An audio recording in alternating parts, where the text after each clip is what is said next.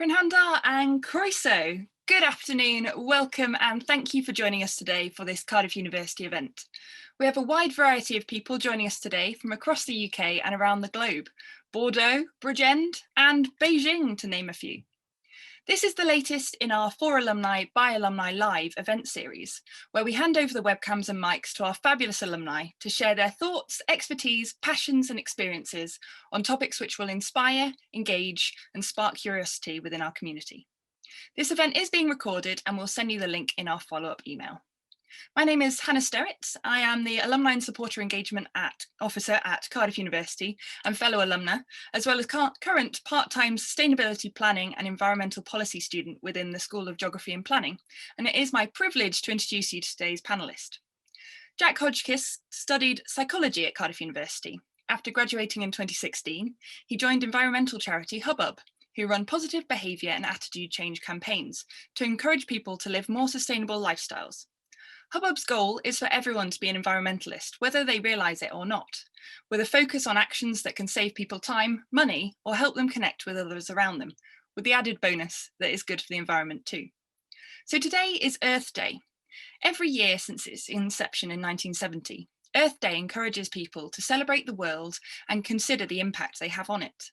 The focus is on how individuals, communities and governments can help protect the environment from climate change.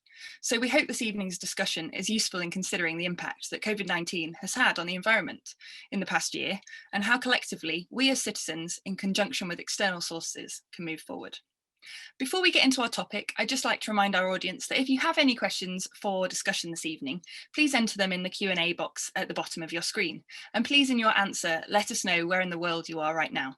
I also thank everyone who's already submitted questions in advance, which I'll ask during the Q&A section of this evening. So welcome, Jack. Thank you so much for your time this evening. It is lovely to have you back virtually with Cardiff University, sharing your insights into this very important topic. So firstly, how was your time at Cardiff? You studied psychology. Do you see a link between your psychology degree and sustainability? Thanks, first of all, for having me back. Really excited actually to be here to kind of talk about quite a big topic. So excited to get into it. But yeah, first of all, I did study psychology. I did the course with a professional placement. So I had a year outside my degree to go and do a placement and get some career experience as well. I think about the link between psychology and what I'm doing now quite a lot, and kind of at first glance, it doesn't seem that obvious. A lot of my colleagues, they kind of did environmental sciences or they studied geography, whereas kind of my degree in psychology didn't really touch upon anything environmental really.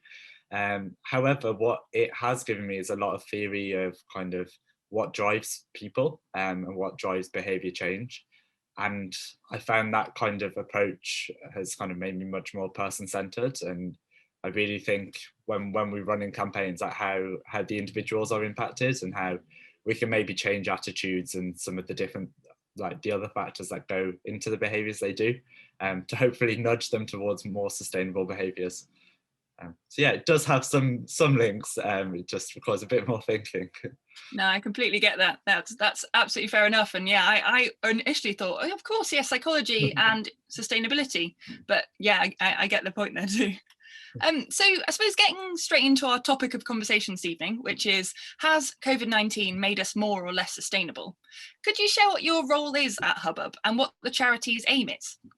Yeah, you did really good explanation for who Hubbub is, first of all. And yeah, the topic, as I mentioned, it's like really broad, covering lots of different areas, because yeah, no spoiler alert here, we're sustainable in some areas but less sustainable in others, as you might expect. My role at Hubbub, so I'm creative partner, essentially a project lead, so I manage lots of different campaigns for Hubbub.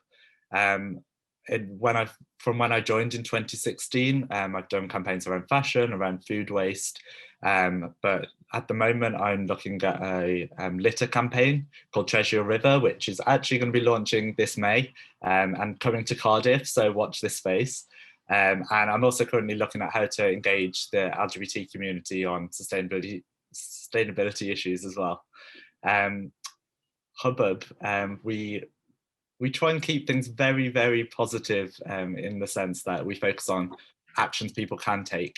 And we were set up in 2015 by the founders who kind of wanted to respond to the doom and gloom of the environmental sector as a whole. So a lot of it was focusing on kind of what we needed to change immediately, because obviously climate change is extremely bad and scary. But we were kind of set up to focus on what individuals can do. And yeah, as you said before, kind of we see a world where everyone's an environmentalist, whether they see it or not. So we focus on kind of how you can save time, money, or just have fun and connect with your local community. That's fair enough. No, it's kind of, as you say, scary whenever you think about such a big topic, but actually breaking it down and saying, how can I, as an individual, make a difference? So it's lovely to have you here this evening to talk about this topic, because actually, based on all the campaigns that Hubbub's done previously, my understanding anyway, is that you've now harnessed the kind of window of opportunity, which was this horrendous pandemic happening, but also saying, okay, what is happening with the sustainability agenda? Is it positive? Is it negative? So I understand that Hubbub released a green print, I think it was earlier this year, or maybe towards the end of last year, which was around this entire topic we're discussing this evening. So could you kind of talk about it in a bit more detail and kind of what that means for us? Yeah, so obviously coronavirus has been awful. Yeah, in so many different ways. We kind of saw it as a period of reflection for kind of the work that we're doing at Hubbub, but also kind of what we're doing in our personal lives. And as part of that kind of reflecting process, we spoke to just a lot of people. We did some online polling. We've increasingly been doing household visits where we like have Zoom calls with people around the UK and just kind of spoke to them about what they're currently doing, how they're finding things. We pulled all that information together around kind of all the areas we'll speak through today. And then we kind of started to have conversations with, okay, what does this look like within society? Like, this has been a mass period of reflection for us. And the things that we value most are not kind of what we're prioritizing as a society. So from that, we kind of pulled out some like key asks. So like things that we think businesses, government, policymakers and people should be talking about more, and to try and prioritize as we kind of move to whatever this new normal post-COVID is going to be. So that's what our green print was, and it was towards the end of last year. But yeah, a lot of it still stands, and we're seeing kind of an increase in people still asking for those same things. That's great. No, thank you for that. And I suppose when we were talking in our previous like kind of pre-event conversations, it's not just, you know, I've spoken to Jack before, which was very nice, thank you. We kind of found that this green print was a really useful tool for kind of framing the issue that we're speaking about this evening, especially in a UK context. So tonight we are planning on discussing a wide range of topics which kind of fall under that green print, which is the way we live, eat, travel, use space, and also the way we dress and shop. So I hope as we go through these different topics, there'll be kind of insights that people watching this evening can say, actually, that has happened to me, or I think that, or maybe if you disagree as well, it'd be really interesting to hear from you. So thank you. So if we start with the way we live, that's a key theme that's emerged since the stay-at-home message was put out there last year, and that has been rising energy bills. So what insights do you have to share around energy usage? Yeah, that was a good preface as well. I'm not an expert in all of these different topic areas, so please do pop in the chat if you have some extra insight to add around this. Around energy usage, yeah, exactly as you say, kind of a big concern for people has been rising energy bills.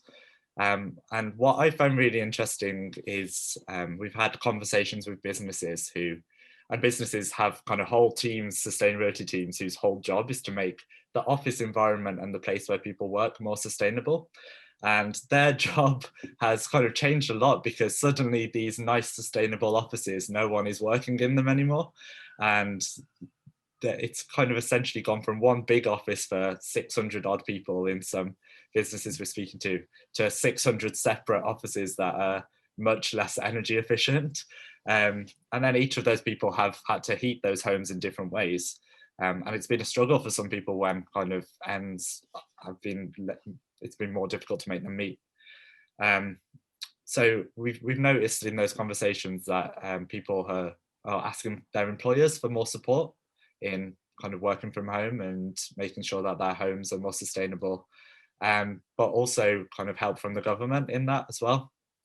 Yeah, we've seen a shift of people like going to home, but also thinking about how to be more sustainable in their home with the energy that they're using. So a lot of people are asking for advice and help with that. Of course. Yeah, I've seen a study that says that actually it's very challenging for businesses to be able to accurately report their emissions because they now have, say, 600 separate home offices. But I'm sure we all agree that with a shift to kind of blended or hybrid working, which results potentially in smaller offices, this would, you'd think, typically mean lower energy bills and less carbon for those businesses. And then working from home, cutting out those emissions associated with commutes and business travel too. So it's interesting talking about that topic in a bit more detail and saying where are we in terms of this. So I've seen in the Department for Business, Energy and Industrial Strategy, they're saying that business sector emissions dropped 8% in 2020, which actually is quite significant, I suppose. But home working is not without that environmental footprint in that there's been a 2% increase in domestic emissions. So it is interesting seeing those figures, and also that directly relates with what you were saying too. Yeah, it is fascinating to think about, and like how like it's not just energy use, I guess. You're right, kind of people are traveling less in, so it has some takebacks there in terms of kind of the environmental impact. But yeah, as a whole, kind of going from managed spaces in terms of waste as well, it's quite interesting. Yeah, just the restructure of society, I guess, and kind of if people are going to be working from home more, will they, like, how do employers continue to support them? Like we did some polling on this very, very recently actually, and 3 in 5 young employees are concerned about having to pay for kind of higher domestic bills, and many of them are kind of asking their employers for more support in this area. Yeah. That's really interesting. So kind of moving on to our next topic, I know we're going to have a whistle-stop tour of lots of topics this evening. And I know we're keen not to focus the whole discussion, even though there is a lot to say, on plastic. But what insights are there about our use of plastic since the pandemic? Has our relationship changed? Yeah, really, really interesting topic as well. And yeah, big topic actually. Could do a whole talk on this, I think. In terms of our relationship with plastic, well, I guess first of all, it's important to note that kind of the fact that lots of venues have been forced to close has really impacted kind of who and how we champion plastic-free alternatives. So a lot of those businesses that were previously kind of leading the charge for plastic alternatives have had to shut, so they can't be as loud about that. And those that have stayed open, as you might expect, staff and public health have been #1 priority.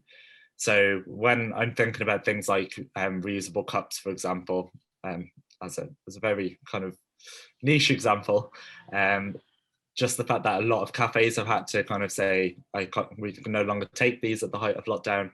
I mean, many more are now accepting them again, but I think public awareness around that is still very, very low.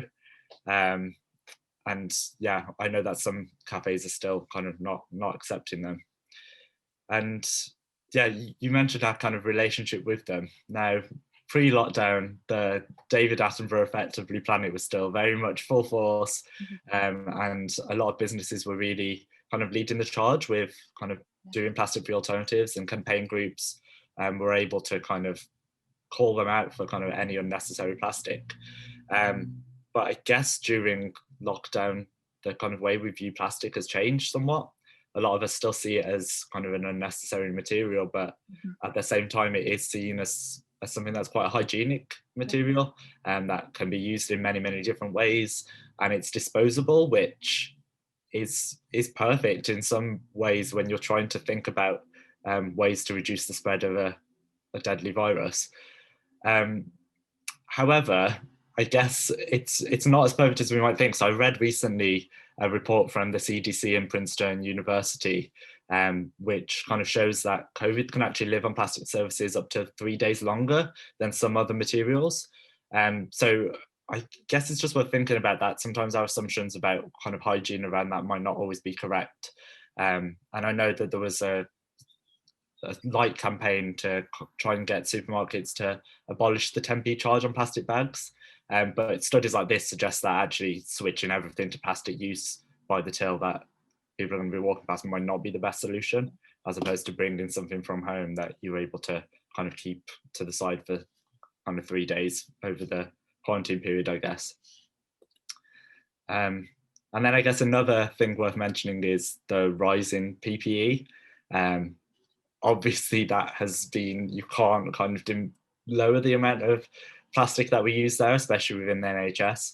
And we went from using, I've got 2.4 billion tons of PPE in 2019, sorry, to over 8.4 billion tons during the pandemic. So yeah, I mean, that's probably not a surprise to anyone, but a lot of that has been unable to be recycled due to concerns about contamination, which is huge amount of plastic that is just nothing can be done with it, and it's just going to have to be either incinerated or landfilled.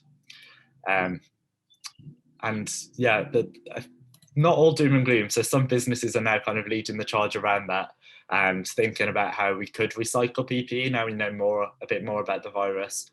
So O2, for example, has been encouraging customers to drop off PPE at collection points, which is then recycled by TerraCycle. So yeah, there's stuff happening, but I guess it's worth thinking about when we're trying to do things for hygienic reasons. It's like, how can we make the most of that material and make sure that it either has another life or is disposed of in the most environmentally secure way. Wow. Yeah, it's good to not have that doom and gloom, isn't it? But also really interesting to consider all those different factors, especially related to plastic.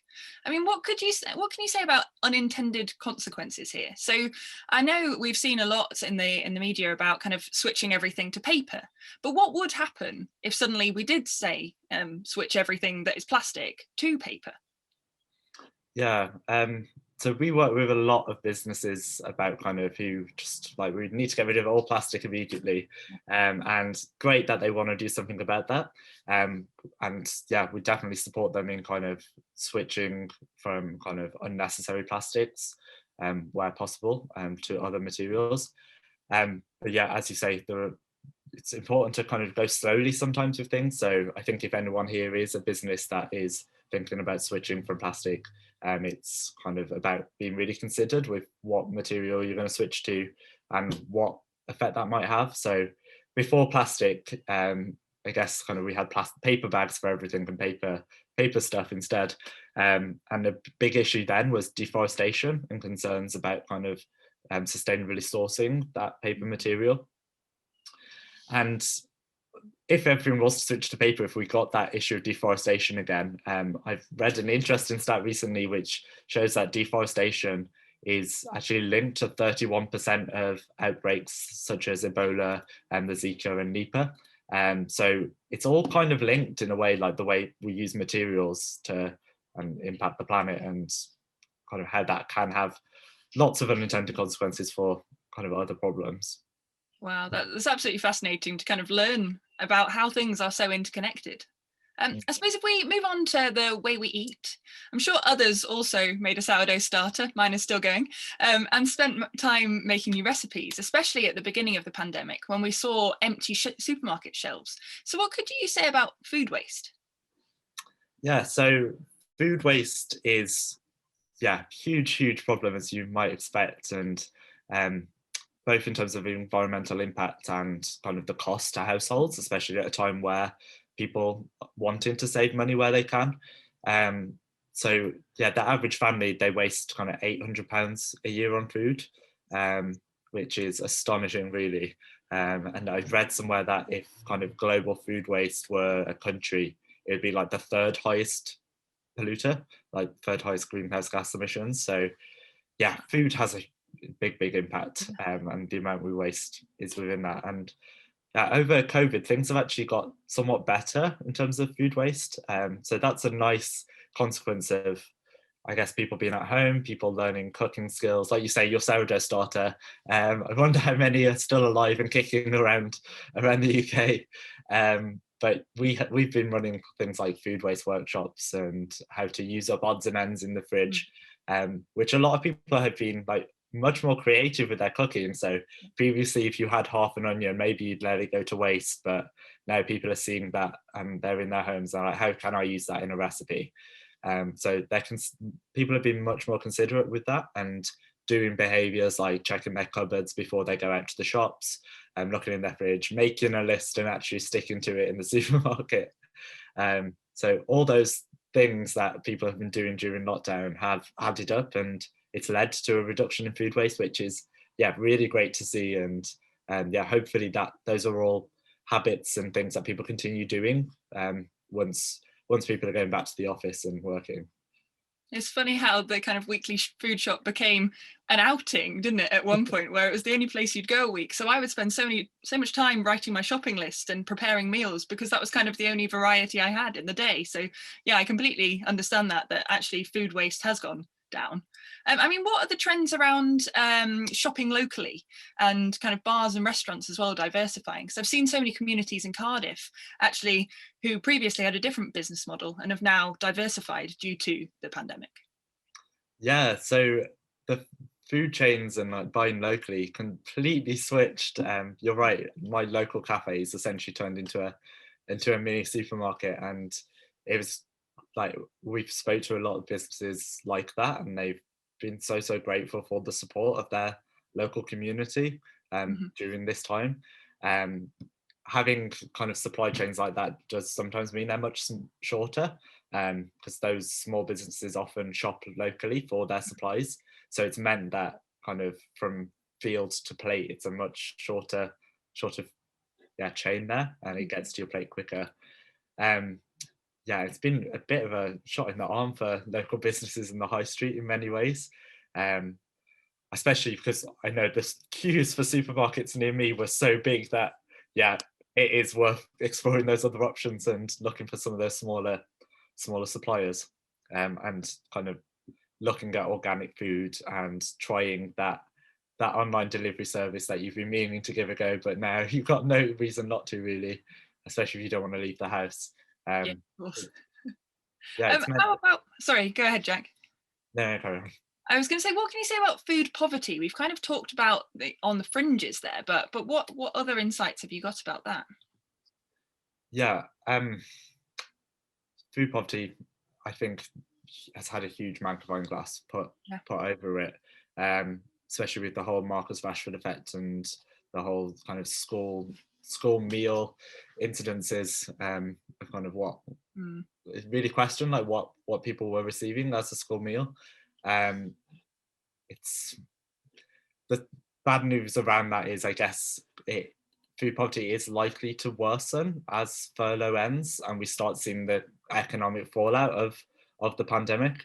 I don't know too much information about it, but I can't imagine that the impact of Brexit and the impact of economic fallout is going to do much good for food poverty. So I'd say a lot more needs to be done around that space and ensuring that the people who need it within our community are getting that food. One way to do that is to actually connect food that might otherwise go to waste to the people who need it. So, for example, we have a community fridge network all across the UK, which businesses, if they're going to have food that goes to waste, or even households even, they can donate food, and then people who want or need it, we're not means tested, can go and access their community fridge and take the food that they need to stop it going to waste. So it's just like viewing it more holistically, like what's been wasted, who needs it, why is this happening? Like, makes no sense. I wonder whether more models like that could pop up as a result of COVID. That's fantastic. So moving on to another element of food, and we had this question submitted in advance. What about the trend for veganism and meat alternatives? Yeah, you sent me this in advance and I've tried to do some research around it. So plant alternatives have like gone up, they're booming. don't know if you've tried the Richmond veggie sausages. They're life-changing. Everyone watching, please go and buy those. They'll change your life. Not sponsored. Not a little bit sponsored. If they will send me some, that'd be great. Yeah, people have been trying these plant-based products and actually realizing that they're seriously good. And yeah, manufacturers have really led the charge in kind of being able to provide such great products on that lately. All thanks to a lot of great campaigning, obviously. 21% of people that we've polled said that they were eating less meat than a year ago, and 9% don't eat any meat, even though they previously did. However, I also found stats that suggest that the retail sales of meat have also gone up. So I think as a whole, people have reduced their meat consumption, but because everyone's eating from home, the stats around kind of meat buying suggest that it has gone up slightly. The ones I could find anyway. That's really interesting. Okay, so we move on to our next topic, which is how about the way we travel? So this for lots of people have been such a big lifestyle change, the lack of travel at all, but also in relation to holidays. I know Hubbub did a study last year on the environmental impact of hen and stag weekends abroad. So what have we kind of learned from that, and also from the rise in UK holidays? Yeah, it was really interesting. We launched this Don't Fly campaign just as lockdown came into effect. So it was either a bad time to launch or the most successful campaign we've ever done, one of the two. But yeah, at the time we were having conversations with, as you say, stag and hen do's about kind of, could you get the train instead of flying? Like it's less hassle for a start to get a train, and potentially more enjoyable to get the train with friends and enjoy a pint as opposed to kind of queuing up for an airport and going through all that hassle. However, I've also recently did some interviews with young men around litter, but I spoke to them as well about kind of what they're missing about life in general and what they're most hoping to do. And people have seriously missed traveling. So my suspicions are that it's kind of a delayed effect, that while obviously people haven't been able to fly, I think as soon as we have vaccination passports and stuff starts opening back up, it's just going to potentially start again. However, people have been discovering a lot more of the UK, and I think the effects of people sharing stuff on social media, having a great time in places that you wouldn't usually visit, potentially that will increase the number of people that are going to look to the UK to holiday more in the future. And I think any kind of campaigns around that should focus on kind of the wonders of the UK, to try and encourage people to stay close to home. That's fantastic. No, I really relate to that as well. It is funny, the social media generation saying, oh, actually, that's just around the corner, or, you know, somewhere in say, the Peak District. It's just absolutely gorgeous. And you don't necessarily have to travel that far, depending where you live, to visit these beautiful places. But I suppose relating to that, how about kind of active travel? That has definitely increased over the pandemic, hasn't it? Yeah, so I think it's like over a third of people have been cycling a lot more since coronavirus, and a lot of that is because fewer cars on the road, so people feel more confident and more safe on the roads to give cycling a go. They've felt more able to get back on their bike and valued less traffic. So hopefully that's a trend that we can see continue, with more kind of support given for cycling infrastructure so people do feel safer. Also understand that cycling and walking places isn't an accessible option for everyone. So where possible, if we can reduce the demand on public transport to enable the people that need to use public transport safely, I think, yeah, moving towards kind of safer roads for cyclists and pedestrians could be encouraged more. That's fair enough. I suppose I, for one, have discovered so many places on my doorstep that I never knew about before. And I suppose also linking to this, I saw a Cardiff University study which was published last week, or maybe even this week, which showed that gardens and green space is linked to better mental health during the pandemic. So what can you say about nature? Yeah, exactly as you say, people are kind of exploring their local area more. And yeah, I found a park about 5 minutes away from my house that I genuinely did not know existed. A bit embarrassing, but that was a result of lockdown, I guess. And yeah, conversations that we've had with people on our polling have found that people really, really valued the improvement of air quality, reduction of noise levels, and just really appreciated using more green spaces and connecting to nature to help their well-being.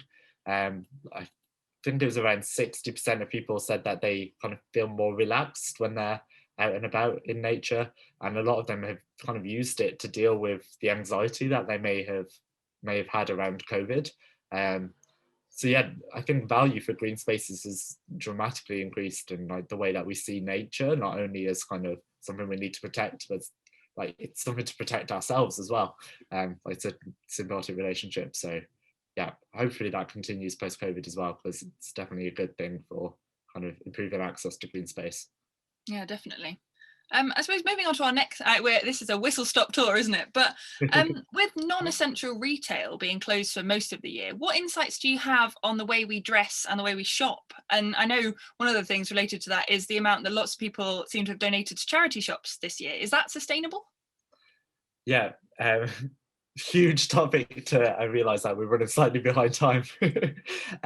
So as everyone might expect, people have been buying clothes less during lockdown, with the exception of kind of some online retailers running very kind of big discount sales, which are not good. And yeah, they've had a lot of backlash on things like that. We've seen people campaign on social media for kind of a lot more buying locally. So in our green print, we talk about kind of how can we bring the textile industry back to the UK a little bit more, so to ensure that kind of the way we source our clothes is more sustainable, the way that it's made is more sustainable, and that we value our clothes more. So over lockdown, I know in a previous conversation you said you've taken up dressmaking. A lot of people around the UK have taken up skills. They've tried mending their clothes. They've given a new lease of life to their wardrobe, which is great to see. But as part of that, they have also noticed that certain clothes no longer fit them. So the amount donated to charity shops has increased exponentially. But hopefully with that kind of increased awareness around kind of actually that online sale that's ridiculously cheap, like how are they sourcing that? Hopefully that conversation has made people more likely to want to go to charity shops when, well, they're reopened in England now, and I know Wales, I'm not sure if they are open yet. But yeah, hopefully it will encourage people to go and see what they can find secondhand, and yeah, have increased confidence that if something secondhand does have a small hole, you can personalize it, make it your own, and it'll still look and feel great. That's really good, like just hearing those insights, because actually something I heard was that the most sustainable item of clothing is something you already own, which of course, yeah, that makes complete sense. But if you can be creative and get different, wear out of your clothes, or learn those new skills, like something as simple as sewing on a button, I'm sure lots of people wouldn't have even had time or the know-how a year ago, but maybe learnt that this year. So it's really fascinating to say that. Yeah, or swap with your friends. Like people do get bored of their clothes. Like I think clothes swaps will be a great thing. Like when things start reopening a bit more, we can mingle with more friends. Yeah, that social event as well. Yeah, exactly. And I suppose the kind of opposite of fast fashion that we've mentioned briefly is slow fashion, isn't it? And that's really what we're talking about here. So really interesting insights there. Yeah. Suppose we have covered several topics there in our whistle-stop tour. Do you have any other kind of aspects of life which have changed that's worth mentioning here before we kind of discuss a few actions for the future?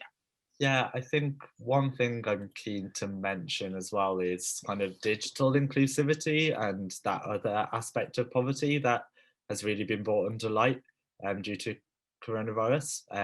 So I think, well, it's 7 million people in the UK. They don't have access to the internet, which just blows my mind whenever I think about that stat. It's just unbelievable, especially when I think about how much I valued and needed the internet, like to watch Netflix endlessly, to speak to people on Zoom, to see my loved ones who I've not been able to go up and visit. 7 million people can't do that, which is just shocking. As part of that, as Hubbard, we've kind of looked at kind of how we can start connecting people. And so we've been trying to rehome smartphones, as there's 28 million smartphones just lined in people's homes, we found out. And yeah, those phones have a lot of use to the people that obviously don't have access to the internet. So far we've rehomed almost 3,000 smartphones, but we're trying to rehome 10,000, and we started the campaign in Cardiff as well now. So we'll be like gifting some phones to people in Cardiff. So if anyone does have a smartphone in their home, I was guilty of this at the start of lockdown as well.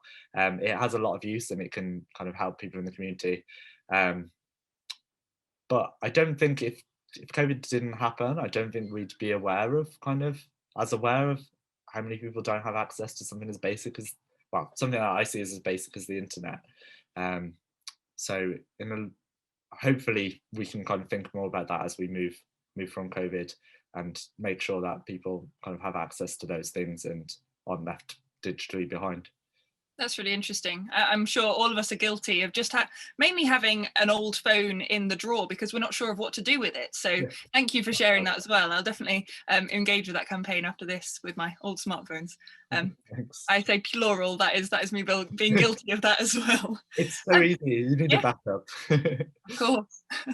So we don't really have time this evening to cover much detail about the predictions for what is next, but where can our audience this evening find a bit more information about Hubbub's work, research, and maybe some upcoming campaigns? Yeah, perfect, thanks Anna.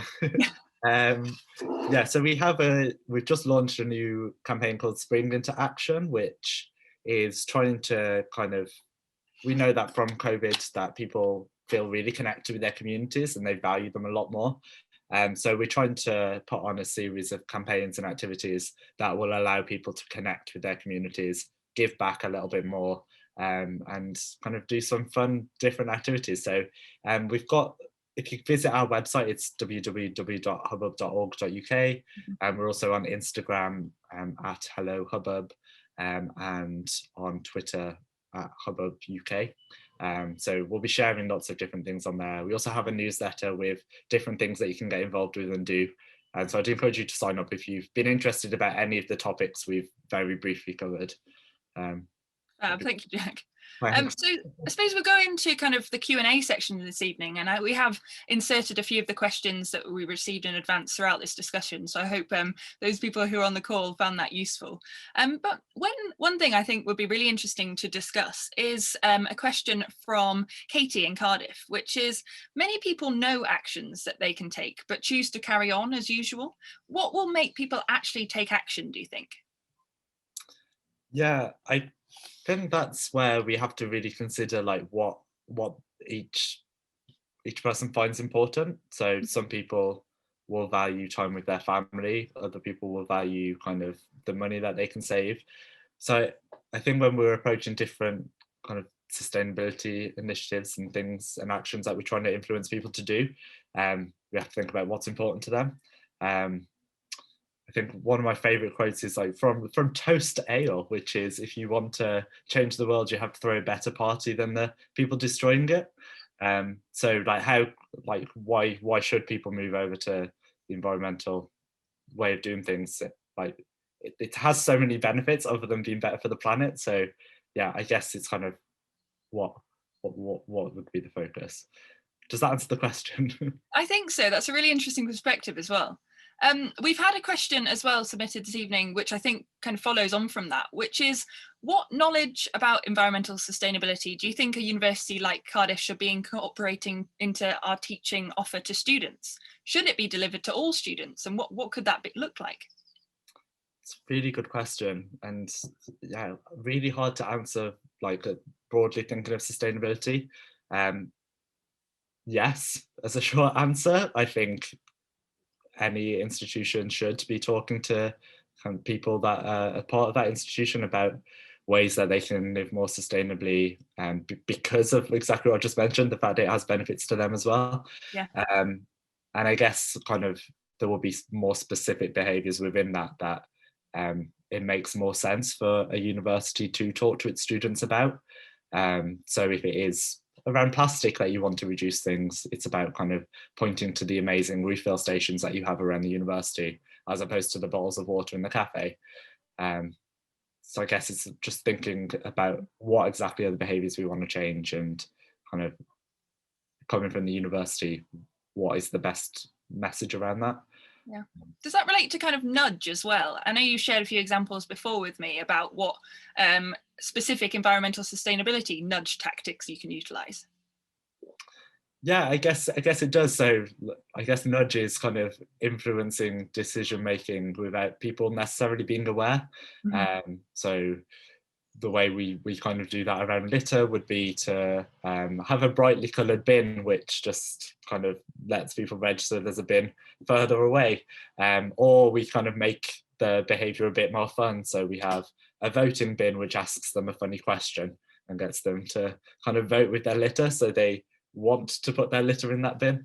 I'm struggling to think of other examples that aren't litter, but hopefully I know you've mentioned, I think it was Just Eat, this is a conversation we previously had, where they automatically ticked a box that said, I don't want cutlery, so that actually if you don't necessarily need cutlery, that's additional plastic waste that could potentially be avoided. So I thought that was a really interesting example.